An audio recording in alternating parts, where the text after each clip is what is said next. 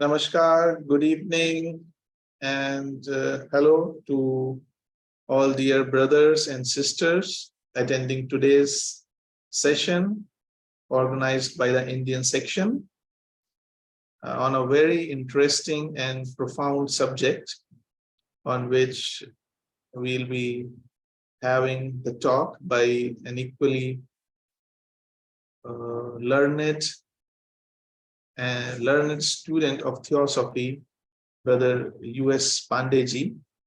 But before that session we are going to start, let us all come together in heart and mind and invoke that universal principle in which we live and move and have our being. O hidden life, vibrant in every atom. O hidden life, vibrant in every atom. O hidden light, shining in every creature. O hidden love, embracing all in oneness. May all who feel themselves as one with thee know they are therefore one with every other.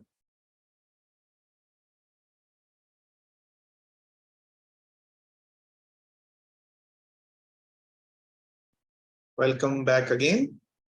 And as you know, that Indian section has started the study of the secret doctrine under the guidance of Brother U.S. Pandey, who does not require any introduction, but for the sake of any new people who may be attending this session, or the people who may be watching it via YouTube later on in the time, it is my pleasure to have among us Brother U.S. Pandey, who is currently the Federation President of Uttar Pradesh and Uttarakhand Federation of the Indian section, who has been the national speaker of the Indian section and the international speaker of the Theosophical Society for many years now, and performing his duties as national and international speaker.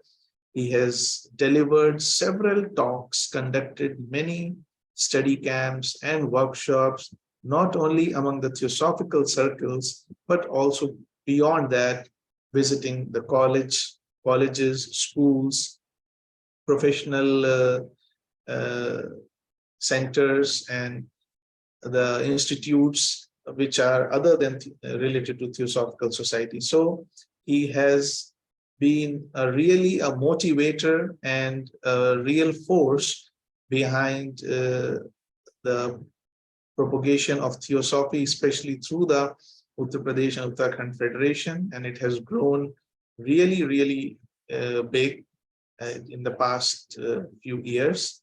And he has published one book in Hindi, which is named as Theosophy Ke Ayam, which is a collection of 25 articles written by him in Hindi.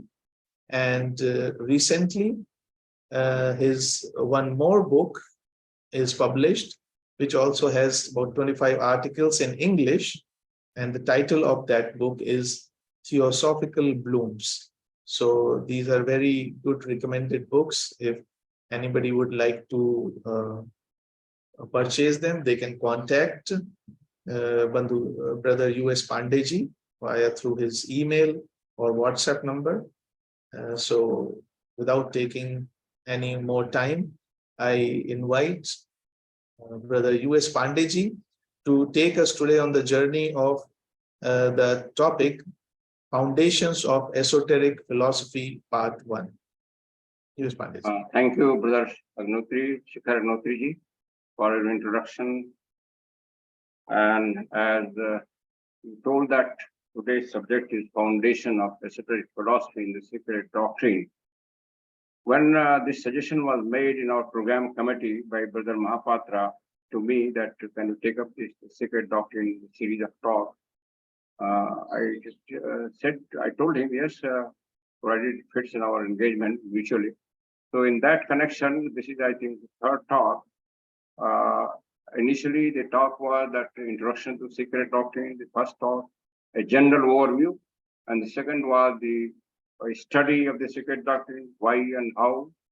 As many of us know that it's considered very difficult book for study, right from the days of Brodsky and even now. So how to study, how to go about that. And today's topic is esoteric philosophy, included in the secret doctrine by great author Madame Blavatsky.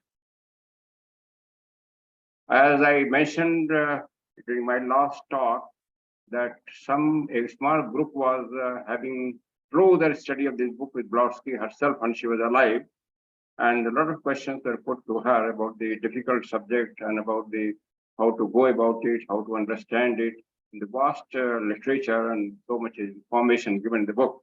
And she gave certain suggestions.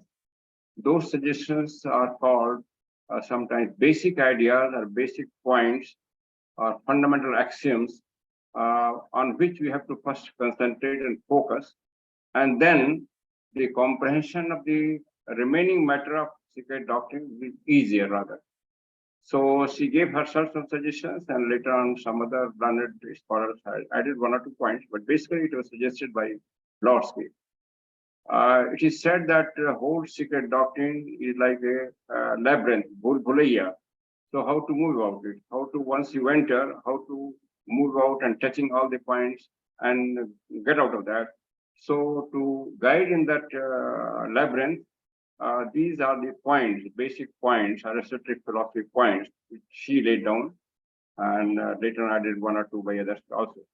So we talk about that today. I propose to cover in 2 or 3 sessions this matter. The Blavatsky herself gives suggestion that first you must study some basic ideas, basic principles. She has suggested that the 3 fundamental propositions, then 4 basic ideas, a summary of 6 numbered points, a 5 proven facts, and then 10 items the ISIS unveiled. And overall and above, the fundamental law of unity. So these are the points which will be covered during these sessions, 2 or 3 sessions, titled as Esoteric Foundation of the Philosophy of the Secret Doctrine.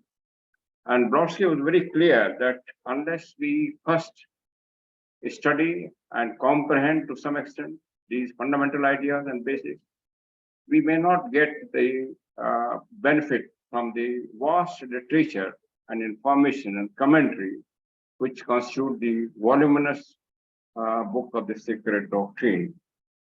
So the first we move the 1 fundamental law.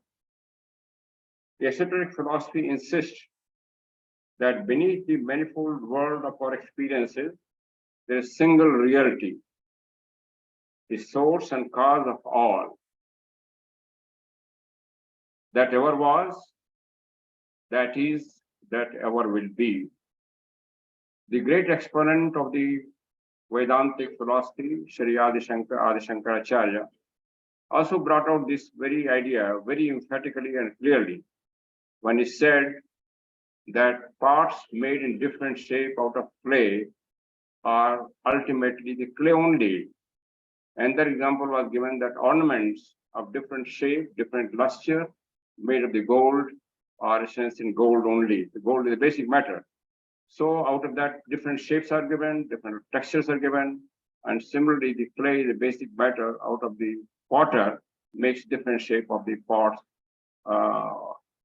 and brings out the market. But ultimately, the essence is clay and essence is gold. Similarly, all the manifestations which we visible and invisible world, in essence, is one. What is that one? That will cover that one. So everything is one. Essence is one. So both Shankaracharya, Vedantic philosophy, brought out this. This is the Shankaracharya reported only to support that our ancient philosophers knew this fact. Later on, when the religious traditions got more metallized, degenerated, that our principle of unity, oneness got forgotten in almost all the religions except 1 or 2 religions, traditions. And that caused, according to Mahatma letters, the degeneration or degradation of the society, which divided it, which anthropomized all that thing. And one of the purpose of the bringing the doctrine through the Theosophical Society was to restore the original nature of this pure wisdom, pure philosophy, pure religious teaching.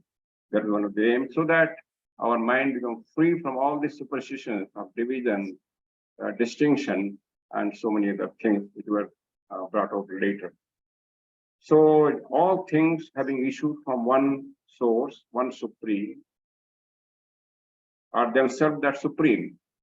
So here the whole concept, everything is coming from that supreme. It's not coming. Actually, word coming is also wrong. Nothing is coming.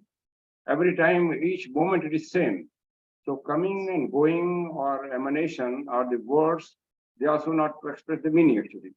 But since human language is limited, the tongue is limited, these are the words to express that inexpressible reality. That is the problem. So this is oneness. So when our mantra in our Brahma says, the out of full comes and its fullness remains, but nothing comes out. Everything remains. Nothing is coming out, nothing is going in. Every time it is full. It is only apparently it is looking out, coming out, and going in. So highest to lowest, from vastest to meanest, the infinite phenomena of one manifest universe is one. The whole manifestation is one, clothed in name and form, name and form.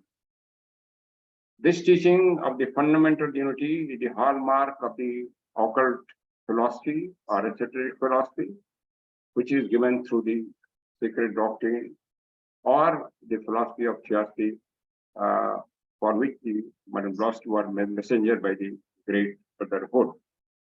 So that one reality is always remains one. Only during manifestation it appears as a spirit matter, which again during manifestation are not separate. These are only two aspects to manage and operate the manifestation work. So one fundamental law she has put in these words in the sacred doctrine. The very forceful words she has used. The radical unity is not an ordinary unity. The radical unity, radical utmost, which cannot be divided by anybody. The radical unity of the ultimate essence of each constituent part of compounds in nature, from a star to mineral atom, from the highest Jnani Chauhan Deva, angel, highest God, to the smallest infusorium. Infusorium is a basic, smallest unit of life which you can think of, smallest than the bacteria and microbe. So infusorium, in the fullest acceptance of the term, fullest, again very forceful word, fullest acceptance. It's not relative fullness, it is fullness, and whether applied to the spiritual, intellectual, and physical world. These are again forceful words. Normally, we consider, when we discuss oneness, we describe at physical level. Same matter, same electron and proton are constituting body of everybody from high to low. But that is one thing. But here she is saying not only material, but spiritual, intellectual, everything one. So physical. This unity is the fundamental law of the occult science. So on this detailed commentary and explanation is given in the sacred doctrine, 2 lines I will put before you. When she said the first manifestation, when it starts, the one supreme appears to be divided itself into countless crores of what she called fiery lives. And these fiery lives are smaller than the bacteria, than the microbe. And the size of this, she has compared, of fiery life compared to a bacteria, which can be seen by the powerful microbe, is almost same as size of bacteria compared to the elephant size. So elephant to bacteria, and the same proportion bacteria to the fiery life. But that is also approximately. That means such a small thing, the fiery life is there, still it is thing. It is matter, it is spirit, it is thing, and which is the basic building block of all the bodies of the universe, fiery life. And these fiery lives, she also called diors. They are sustaining themselves on the life of other fire life. That means they are devouring other fire life, sustaining it, new fire life. That cycle is going on, and whole manifestation is nothing but the cycle of these fiery life. So this is one fundamental law, and this is expressed in all the so-called deeper philosophy or real teaching of the religions. When it is said that God is one, God means here you said God, universe, and human is one. God is one. Unity of God is proclaimed. In fact, all the teachings of religion, various religions, start with the teaching of unity of God and end with teaching of brotherhood of man. Here I will give you some examples. The one only, without a second, says Hindu, our teaching. Then the Lord before and beyond whom there is no other. This is Zoroastrian teaching. Then Lord our God is one. That is the Hebrew teaching. Then there is none other than God, but one declared God. That is a Christian teaching. Then there is no God but God. La ilaha illallah. That is a Quran teaching. Sarv Khalam Brahman. That is Vedic teaching. And La ilaha illallah, the Quran teaching, almost same thing expressed in Sanskrit and Arabic language. So all the teachings of the great prophets and great avatars, this brings out this point. When Krishna says in Gita that I'm seated in heart of everybody. Now, when that Krishna principle is seated in heart of everybody, he's not making distinction that he's not sitting in criminal's heart, so-called criminal's heart. He's not seated in so-called lower caste heart, person heart. So everywhere it is there, the divine principle. That is the one fundamental law, and it is emphasized. And Madam Blonsky says when we study the other subjects, then division is made for facilitating the comprehension of this oneness utility. And when we study the differentiation, different aspects, whether principles, whether planes, whether bodies, etc., in the background of mind, this principle oneness must be kept. Nothing is separate. It is only for study, for explanation, for comprehension, the separation is described. Then comes the 4 basic ideas. In the course of oral instruction, which was giving that small group, and where when Mr. Brown was recording the notes, she dictated that 4 basic ideas on which a serious student of theosophy or the secret doctrine must focus and comprehend those basic ideas before going to detailed study of secret doctrine. And she also said the matter in the secret doctrine is not the truth, but it is meant for leading us to truth, leading the student to truth. What she says, the sense is that the truth cannot be written in any book, cannot be spoken by any person. Truth can be only experienced inwardly. The outward words, outward letters, outward spoken words or written words will be only means how to contemplate the truth inwardly. In that sense, she's saying, otherwise, whatever matters given the secret doctrine, they are near truth, definitely no doubt. But one has to comprehend the truth inwardly. In that sense, he says, digging to the truth. So, what are the 4 basic ideas? She says, observe the following rules. This is calling sometimes rules, sometimes basic ideas. No matter what one may study in the secret doctrine, let the mind hold fast as the basis of the ideation to the following idea, 4 basic ideas. First is same, the fundamental unity of all existence, fundamental, which was very forcefully mentioned, one fundamental law. Here she is giving a little detailed explanation. Now, what type of unity? She is clarifying. This unity is a thing altogether different from the conventional unity. When we consider conventional unity, what do we say? That say our Theosophical Society a unitary body. That means so many persons are constituting the body of Theosophical Society. Or there is army, so many soldiers and generals constitute one army. Or a nation, so many citizens constitute one. She says this is not such unity. What is being taught here? There is no such unity where separate units are congregated together. This is not that type of unity. What is that unity? She said this is oneness, indivisible. Again, emphasis. This is total oneness, At no moment the so-called individual units are separated or can be separated by anybody. So any philosophy which talks about separation, whether the philosophy is religious philosophy or social philosophy or political philosophy, is not according to the theoretical principle. So the teaching is not that, it is the existence of one thing only, one thing or one being. We call it thing, we call it being. Thing and being are not separate, they are same. So this being has but this being has two aspects always, sometimes inactive, sometimes active. And those are called positive and negative, matter and spirit, or Prakriti and Purusha. But these are again never separate aspects. These are only the aspects which are defined, which are for comprehending the manifested phenomena. Being absolute, there's nothing outside it in all being. There's nothing outside it. At every moment, whatever we are thinking, whatever we are doing, even when we are doing wrong things, a criminal is also while doing some crime, is always in that, in Parabrahmic consciousness. So that's why our teaching says we should not hate the criminal while criticizing her, his or her bad action or wrong action. We should not hate the criminal. This being the absolute in all being, it is indivisible, else it will not be absolute. It cannot be divided. If a portion could be separated, then comparison will start.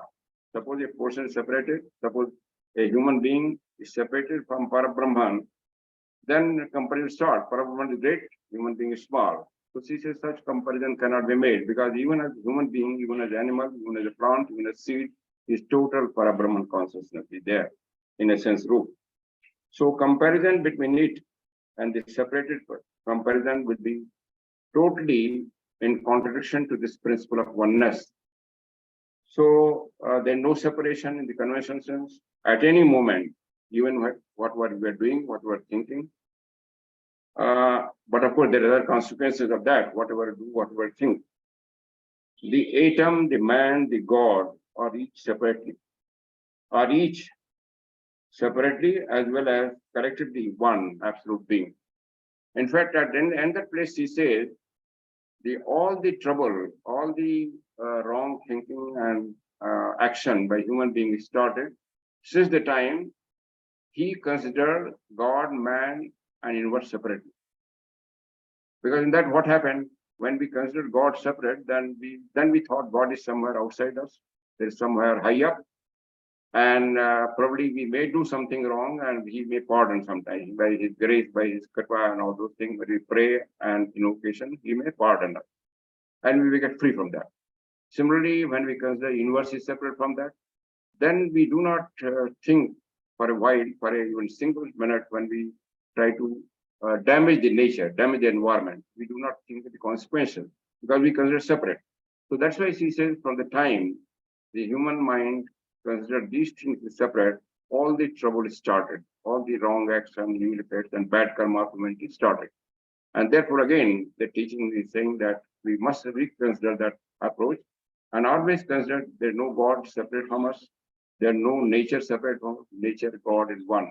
And this is being realized these days. Now, awakened not only philosophers, but even scientists also, environmentalists also, that every action of human being is not affecting himself or herself alone, her close relations alone, her own society, her own country, his own country, but whole universe is affected. So atom, the man, the God are not separatable, are not separable. A real individuality, and they are all one. This is one of the scientific research, Rover Nelson Global Consciousness Project. There also it says that has proved by the experiment that change in consciousness of a person sitting in any point in the globe will affect consciousness of other being in that globe. Not only a living being, but so-called inanimate being like computer output also gets affected. So his experiment is confined to globe. We can extrapolate that. So according to the esoteric philosophy, whole Brahman, whole cosmos will get affected by change in consciousness of individual being at any point on Earth or on any planet. So this is what the teaching is emphasized in the verse. The second idea, that was first idea. Second idea is that to hold that there is no dead matter. There is no dead matter. As we know, being a student of science, we have been classifying inorganic and organic matter. Now, inorganic matter is considered dead. That means there is no life, there is no motion. And organic matter is considered the living matter, where there is motion, there is life, and finally the vegetation starts from the organic matter. But here it is said there is no difference. Only why organic and in fact it is a misnomer to call inorganic and organic. Everything is organic. Only thing is that where the consciousness is not active, that looks like inorganic, sleeping matter. And where consciousness and life are somewhat active, that matter seems to be some motion and organic matter. So then nothing like organic and inorganic. So nothing like dead matter. Every lost atom is alive. In fact, esoteric philosophy goes to the extent to say that even after death, our bodies are not dead. Our corpses are not dead. In fact, the corpses are more alive than when we are alive. Because why? Because those fiery lights were more active in separation.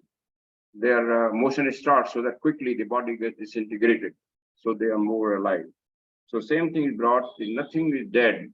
Every particle of a mineral atom or any particle or cell of a organic body or so-called inorganic rocks and mineral like water, like stone, all are alive, live. There's nothing like that. It cannot be otherwise. Because why? Because every atom is a part or itself the what? One absolute, Parabrahman. Because each particle of mineral has potential to become again Ishvara or manifested Logos. So consciousness is there, life is there. So since nothing is separate from the ultimate consciousness, ultimate life, so nothing can be dead. Therefore, there is no such thing, and there is no such thing as space, vacant space. Space, there is no wideness in space. Space and people who are living in the space, like we say that we are moving in space, or birds are moving in the sky. So this statement is also not correct according to this principle. Everything is one. Space and birds flying in the space, man move, and the space in which moving are not separate. Everything is part of the space. It is like to say that water animals like the fishes who are moving in the water and fish are not separate. So we are never separate. The akasha or space is not separate. That is a wrong statement. So the common idea is the second basic idea. The atom of substance, no matter of what planes to be itself life, every atom, whether a physical level, whether an astral level, or mental level, or buddhic level, it itself that life potentially. And third basic idea is to be held is that man is a microcosm. What does it mean? As he is so, then all the hierarchies of the heaven exist within him. This is a great hope for man. All the hierarchies, what is this hierarchy? She said there is immense hierarchy, there is immense chain of various grades of hierarchy, right from highest Dhyani what is for Deva, to the lowest being in this manifested world. And these are all joined together by the unbroken chain of cause and effect. This chain is never breakable, never broken. And man and each unit in that chain, each link in that chain has potential of all the links in that chain from highest to lowest.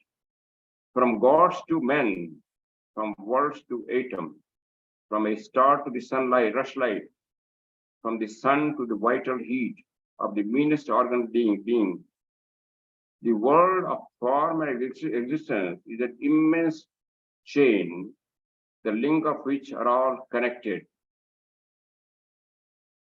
Connected. When it is connected, that means that, but then that connection cannot be broken. The law of analogy is the first key to the world problem. Therefore, when we study at any link in this one, whether highest or lowest, we get the idea of all the links in that chain. That's why the know thyself or self-knowledge is very important. The matter is emphasized very important in this teaching. So the existence, in fact, Pandey says, in reality, there are no microcosm, there are no macrocosm, because all are one. There are no small, there are no great. Great and small are such only as viewed by the limited consciousness, because our consciousness as human being cannot comprehend oneness. That's why it looks great and small. And fourth idea is, it is summation of the other three ideas and based on the hermetic principle, axiom, and it sums up all the three above. As is the inner, so is the outer. As is the great, so is the small. As it is above, so it is below. There is but one life, one law. There is but one life and one law. In that life and one law, there is nothing great, nothing small, nothing above, nothing below. Nothing bad, nothing good. And be that worketh in one. Nothing is inner, nothing is outer, nothing is great, nothing is small, nothing high, nothing low. In that divine economy. Again, this is very important, but divine economy. The nature is working in economical principle. Nature does not waste any of this portion in this whole cycle of manifestation, Manvanta, Pralaya. And in that case, at every stage, everything remains one. No matter what one takes as study in the secret doctrine, one must correlate it with those basic ideas. In fact, she says another very important thing, that one who is a serious student of secret doctrine must study the basic principle and comprehend to maximum extent, even if it take years before going to the study of the remaining matter. But of course, I feel we should not take for years. If we able to at least understand the basic principle, we may proceed with the study of the remaining matter of secret doctrine. That will definitely benefit. Then comes the most important, which is emphasized, the three fundamental propositions, which form part of the proem of the secret doctrine. In the brown note, Madame Blonsky advises the student that the first thing is to do, even if it takes years, which I mentioned, is to get some idea of the three fundamental propositions given in the proem. The masterly prelude in the secret doctrine. The statement of the three principles is introduced with a similar insistence on their primary importance. And again, in concluding their presentation, Madame Blonsky affirms that these are the foundation ideas of the theosophical tradition. When she says tradition, that means not only the theosophy which is brought by her, but earlier also.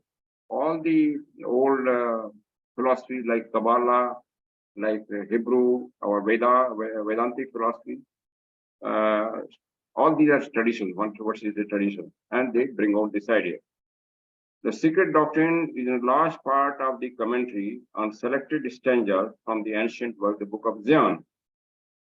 Following modern usage, the title of the book is always given in italics, and the philosophy mentioned in the normal letter, secret doctrine. So Book of Zion, the stanzas taken from Book of Zion, which form the basis of the cosmogenesis and anthropogenesis volumes. Before study that, she recommended studying and comprehension of these three fundamental propositions, which form part of the proem to the book. Now, three fundamental propositions, the wording I'll put before you and try to explain that. Before the reader proceeds to the consideration of the stanzas from the Book of Zion, which form the basis of the present work means the secret doctrine, the book. It is absolutely necessary that he should made acquainted with the few fundamental conceptions which underlie and pervade the entire system of thought to which the attention is given, invited. These basic ideas are few in number, but on their clear apprehension depends the understanding of all that follows. That means, if we are not having clear ideas of these three fundamental propositions, probably our ideas, our comprehension of the remaining vast matter in the secret doctrine would be hazy, will not be clear. So she recommends that first we try to grasp these basic three fundamental propositions. And she said, there's no need for me to apologize for this, to recommend this thing. What recommend? That means we must study and comprehend these three fundamental propositions. What are these three fundamental propositions?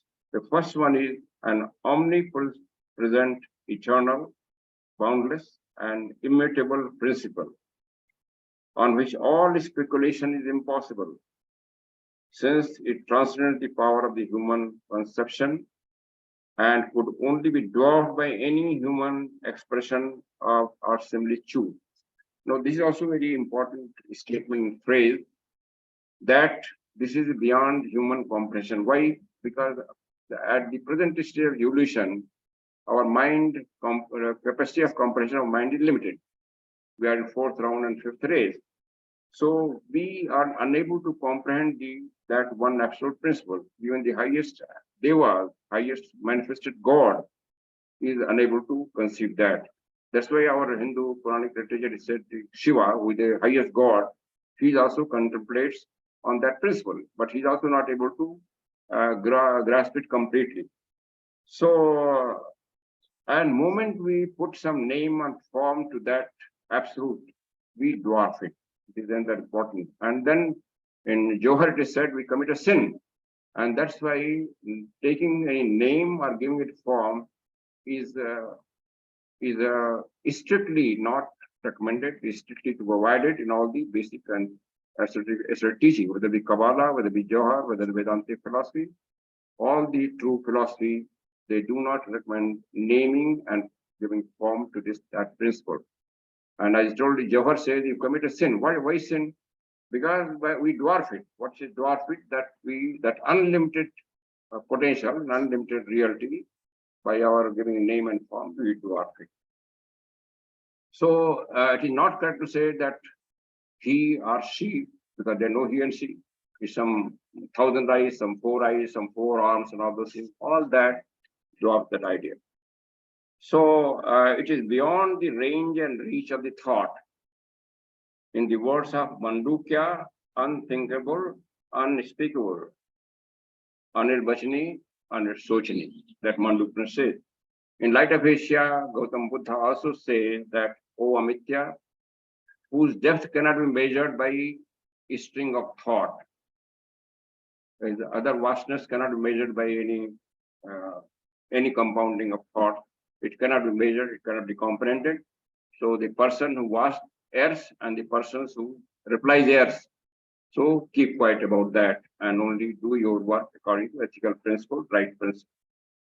So to render these clear ideas to the general reader, let him set out with the postulate that there is one absolute reality which antedates all manifested beings. This infinite and eternal cause, dimly formulated in the unconscious and unknown of current European philosophy. In European philosophy, this is called unknown. In Chaldean philosophy, it is called Ein Sof. Ein Sof means nothing. Letter means nothing. Shunya. Buddhist philosophy says Shunya. Nothing doesn't mean that there is no thing. It is no thing, of course, but because everything comes out. Because our human mind cannot comprehend it as a thing or as a being, that's why to our consciousness it is no thing. In rootless root of all that was, it is a rootless root. Jad being jad, Karan being Karan, causeless cause of all that. It is neither being nor thing, no thing, no being. And Madame Blavatsky terms it, coins a word, beingness. This word she has coined, beingness, and which is the equivalent of the word Sanskrit Sat, beingness. But again, our Upanishad also said it is a Sat. Sat is born from a Sat. So to a human mind, it is a Sat. It is not comprehensible. It is called a darkness, great darkness, not the great light. So the beingness is symbolized in the secret doctrine under two aspects. One, on the one hand, the absolute abstract space representing bare subjectivity, the one thing which no human mind can either exclude from any conception or conceive by itself. On the again, the absolute space, intuitionally we can feel there is space because we are working space, but we cannot comprehend that space also, that aspect also, how vast it is, how limited it is, what is space, we cannot comprehend. Then absolute motion representing unconditioned consciousness. Even our intellectual thinkers have shown that consciousness is inconceivable without change. Unless there is change, consciousness cannot be experienced. There must be change. And since there is no change in the absolute principle, so Madame Blavatsky calls it absolute unconsciousness. Absolute unconscious, that is, and that is also absolute consciousness. Another word is absolute darkness. Absolute darkness is absolute light. So the one reality is also symbolized by the term, the great breath, this motion aspect. The second aspect, the motion or the spirit also symbolizes the great breath.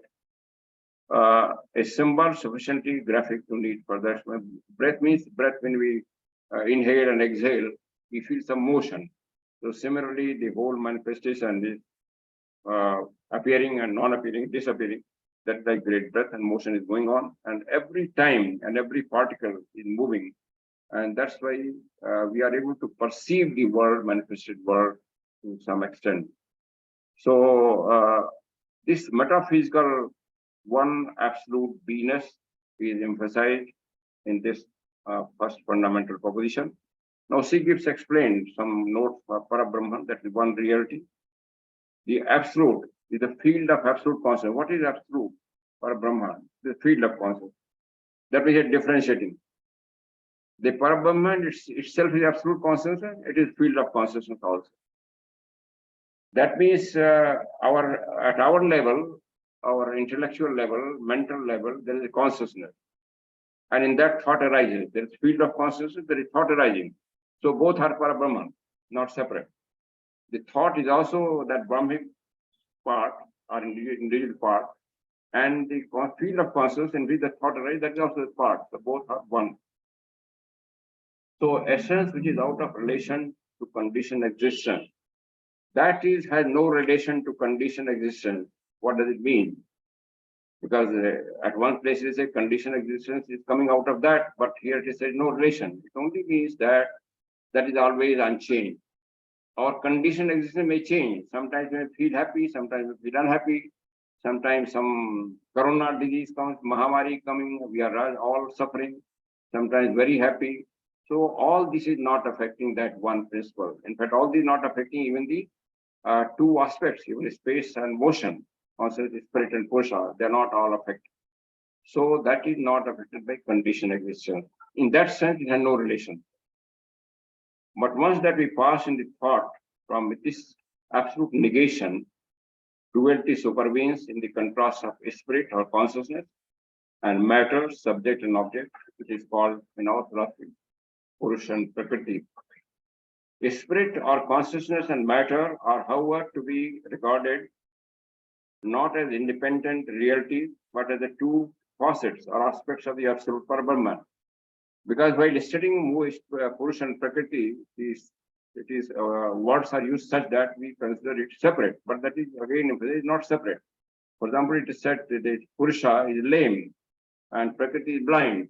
Now here you get impression that Purusha is something else, who is lame, and Prakriti is something blind. But this is only way of expressing that Purusha or that aspect of Parabrahman cannot do anything without the association of Prakriti. That's why it says our Upanishad said that Purusha has to mount on the Prakriti. So, but these are not two things, it is only way of explanation. That means they have to work always together. That's why Mahatma says in Moderator, the consideration of pure spirit is impossible, is a chimera. And he says again, there's no spirit without matter, there's no matter without spirit. So, and another statement, Shikhar Doctrine, he said also this point, that Matter is the spirit at the highest level, at the seventh principle. And spirit is the matter at the lowest level, physical level. So every time the spirit and matter are there interwoven, they are not separate things. Considering this metaphysical triad, what is triad then?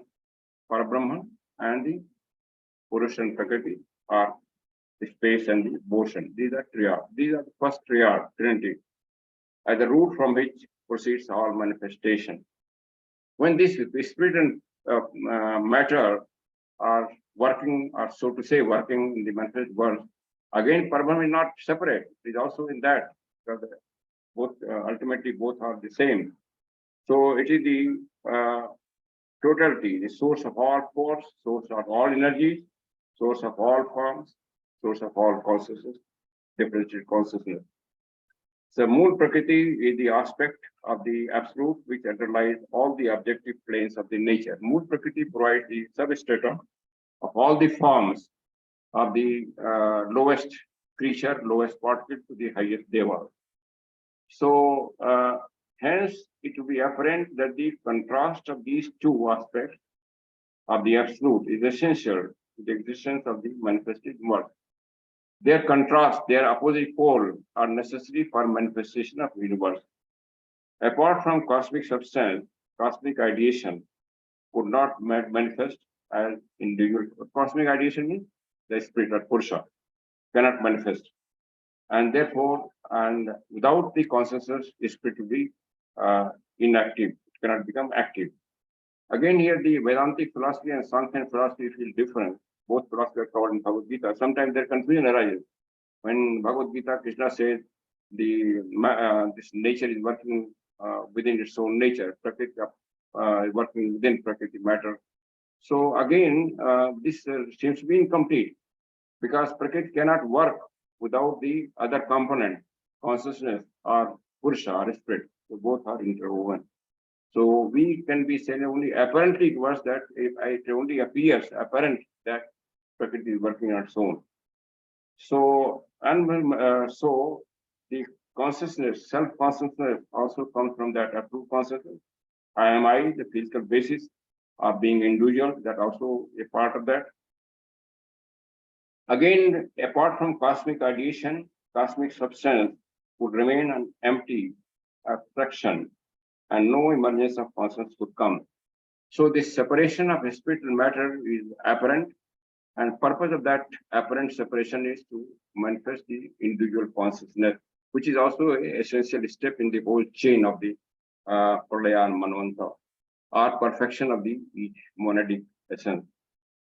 The manifested inverse, therefore, is pervaded by duality, which is, as it were, the very essence of existence. That means outer existence, which is appearing, whether visible or invisible, the duality is always remain, but it will not be separate. Just like a north pole and south pole of magnet cannot be separated. They are always together, but in between there is a magnetic field. So that magnetic field is also their link, which is called force in theoretical literature.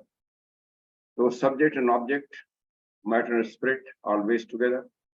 This something at present unknown, but that is always together, and there is link. This link is unknown to the philosopher, most of the philosophy, and this link is called here Poha. In Bhagavad Gita, it is called Devi Prakriti. Devi Prakriti, light of the Logos, Subhara in its property, light of the Logos. Pohat is thus the divine energy of the cosmic ideation, or regarded from the other side, it is the intelligent medium, the guiding power of the manifestation. The thought divine means basic ideas of the divine plan, transmitted and made manifest to the Dhyani Chauhans, the architect of the visible, and thus from the spirit or cosmic ideation comes out consciousness. From cosmic substance, the several vehicles in which the consciousness is individualized and attain to self or reflective consciousness.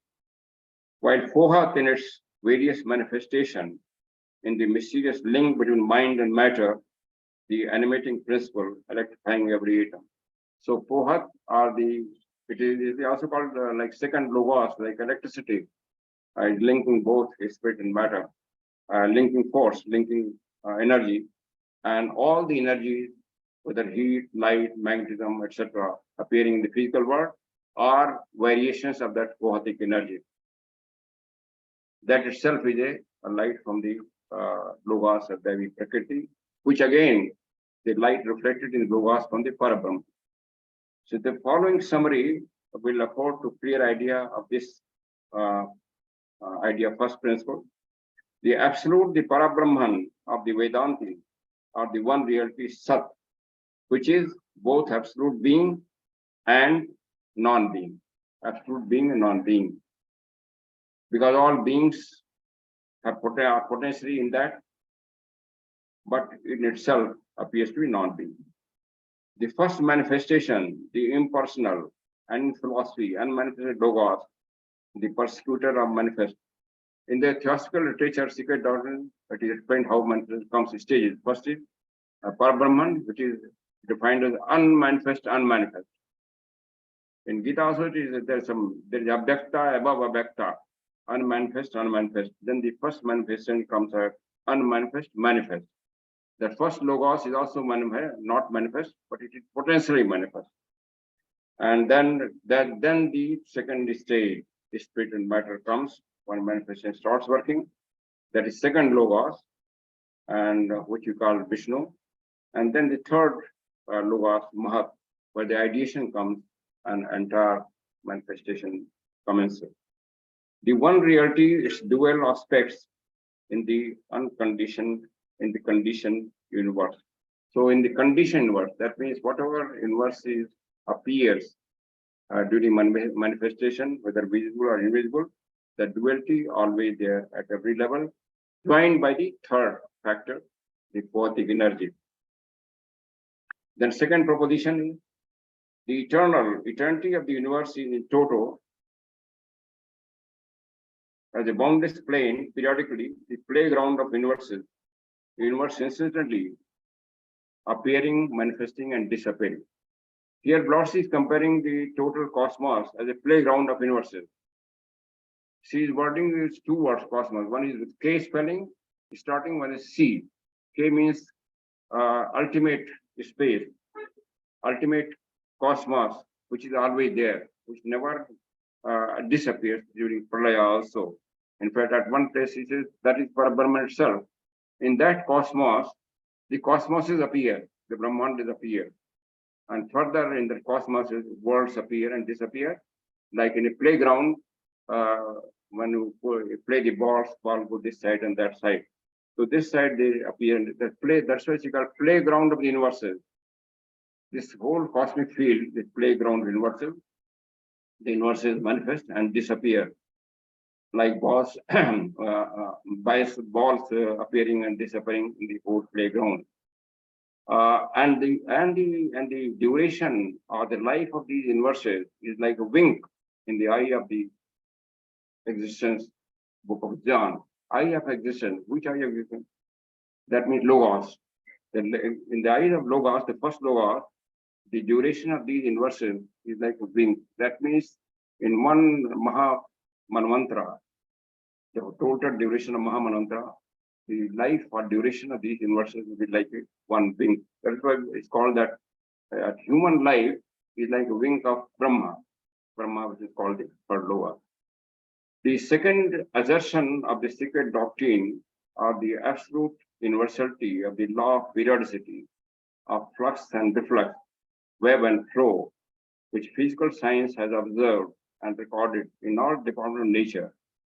An alternation such as that of day and night, life and death, sleeping and waking is a fact so clearly observed by each of us.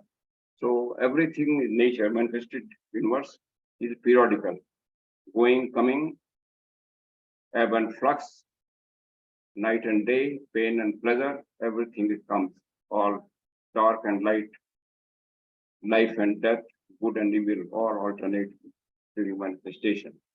Then the third principle is, fundamental principle is that all souls with the identity of fundamental identity, again the very, very forceful word, not only identity, but fundamental identity of all souls with the universal oversoul, This is actually correlation of the first one, because in first one says everything is one. So naturally the souls which are coming out or appear to be coming out of the one has to be one, so identically. So fundamental unity. And the latter means the individual souls being itself an aspect of the unknown root. They are not only identical to the universal soul. The universal soul means Paramatman, Logos, manifested Logos, but they not only identical with them, but they are connected always with the source. Source means Parabrahma. So every soul, whether at a human level or at lower level, though appearing to be coming out of the Logos of that system, is always connected to the original source, called Parabrahman. A spark of the former. It is always spark of the former. Through the cycle of incarnation or necessity, this cycle of necessity. What is necessity? That means each consciousness, each monadic essence has to be get individualized consciousness and become in turn the Logos or the higher jhani. And according to this cyclic karmic law, during the whole term, in other words, no purely spiritual buddhi can manifest unless it combines itself with the lower principle like manas, and the soul is always pure, it is always part of our soul, and unless it has passed through every element form of the phenomenon world of the manvantara, unless the soul or monad has passed through every phase of manvantara, right from elemental to mineral to plant and animals and human, then only it can attain its highest state of self-conscious God or self-conscious Logos, and individually, and that is the purpose of whole manifestation. Thus, ascending through the degrees of intelligence from the lowest to the highest, manas, and manas is also that principle. Manas is also there in all the levels, but only in case of human being that is blighted, so-called in the world, that becomes active. It can have self-consciousness or reflecting consciousness. The pivotal doctrine of the esoteric philosophy admits no privilege or special gift in man. Man is not any special gifted creature. Though it is in one sense a specially gifted creature also, because many divine hierarchies are involved in construction of man, in constitution of man, not only his soul, but physical body. But again, that is a process of normal law of evolution. In that sense, it is not any privileged creature. This is why the Hindus say that universe is Brahman and Brahma. Brahma means manifested world, and Brahman is source. But Brahman and Brahma are same; they're not separate. The universe and the principle is same. For Brahman is in every atom of the universe. Even in the universe, manifest universe, every atom is Brahman consciousness. Brahman, Parabrahman is intermixed word. When we say Brahman, that means Parabrahman. Sometimes these two words are used at different contexts. Sometimes Brahman is used for that first Logos, unmanifested manifest. So nature being all the outcome, the various differentiation aspects of the seventh one principle, that is top principle, and from that every differentiation is top. And the sixth principle, buddhi, which is vehicle of Brahman. Buddhi is vehicle of Brahman. Brahman means Atma, principle, are viewed by metaphysical entities as the elusive and Maya. Even Buddhi in this philosophy would be considered as elusive or Maya. For although the root of every atom individually and of every form correctly is that seventh principle, or the one reality, is still in its manifested phenomenal and temporary appearance, it is no better than the evanescent illusion of our senses. So all the appearances, right from physical level to the Buddhic level, here he says it is all illusive or only appearances. The reality can be sensed only at the Atmic level, and that's why the person becomes adept only at the fifth initiation when we reach the Atmic consciousness in this one. So I think it is only 1 minute, only 1 hour duration of that for talk. Yes, sir. Yes, sir. We are almost at the end. Yeah. 1 minute left, so before we will not go further, I will close here the main topic. And any of you who want, you can add, he or she can add some points or can raise some questions. The remaining part I'll cover in the next session. Thank you, Brother U.S. Pandey. And any of our brothers or sisters who want to ask any questions, and yes, we all know it's I a want very. to add, I want to add something. I want to add something in this very profound subject that we have studied today. That is one fundamental law, the four basic ideas, and three fundamental propositions we have Brother Pandey has taken today. So if anyone has any queries or any additions or any comments, please, you are most welcome to share, or you can raise your hand and I can invite you to ask the question, or you can put it in the chat box. Also, for the delegates, I have put in the chat box the email of Brother U.S. Pandey. So you can email him directly for any queries, and also the link of this book, the Esoteric Foundations of Esoteric Philosophy, I have put in the chat box. So anybody can click on it, download it, and you can read it also before coming for the next session. So, okay, anybody for any questions or additions?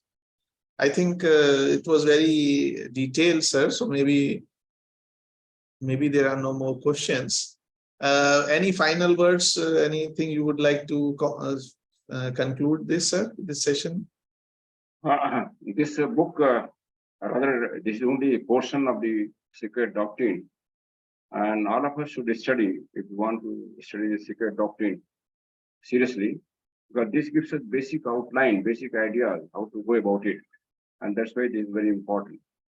So my request to all the students who want to study the secret doctrine, I know many of us want to study, but sometimes even some of the senior members discourage us, saying that no, this is very difficult and all those things. So my own feeling is, my own advice is, none should get discouraged by such advice, and unless we try to study and get discouraged only by words of others, we will not reach what is intended for the when the philosophy was given by the Madame Blavatsky. And we should consider our fortunate that we are in possession of that thing, this jewel, treasure of the wisdom. And if we just not touch it, because saying that this is very difficult, then we get deprived of the opportunity. And law of karma says that if you lose the opportunity, in next incarnation opportunity will not be given. You must keep in the law. Yes, and difficult it is. Only so that we can develop our intuition. To contemplate on it, meditate on it, and develop our intuition. So there is a comment by Harshuk Lal Dubalji. Thank you. Very deep subject explained in simple language. So I think there are no more questions, sir. So let us conclude today's session. We extend our heartfelt gratitude to Brother U.S. Pandey for conducting this session and the upcoming sessions on the same book. And we also thank all the delegates attending from not only India, but abroad also, taking time. Just 1 minute, Shikhar, just 1 minute. Yes, sir. This book which you mentioned, Jasper Bloom's, I have received the copies and I got printed 200 copies. Okay. Out of that, 110, 120 already ordered. So if anybody wants of this audience, you can just write to me or give me a WhatsApp message. We'll dispatch it. Cost 350 will be basic cost of printing has been worked out, plus postage and all those things. Printed cost is 400, and this 350. The cost is to be deposited in the account of our federation. Okay. Okay. So, so anybody who I have already put the email of Brother U.S. Pandey, but in case you miss that contact, you can message me. I can forward your message to Pandey. So with this, I would like to thank everyone once again, and let us all come together and close this session with a prayer for welfare of everyone. Om Sarvesham Swastir Bhavatu Sarvesham Shantir Bhavatu Sarvesham Purnam Bhavatu Sarvesham Mangalam Bhavatu Sarve Bhavantu Sukhinah Sarve Santu Niramaya Sarve Bhadrani Pashyantu Ma Kaschit Dukkha Bhag Bhave. Om Shanti Shanti Shanti.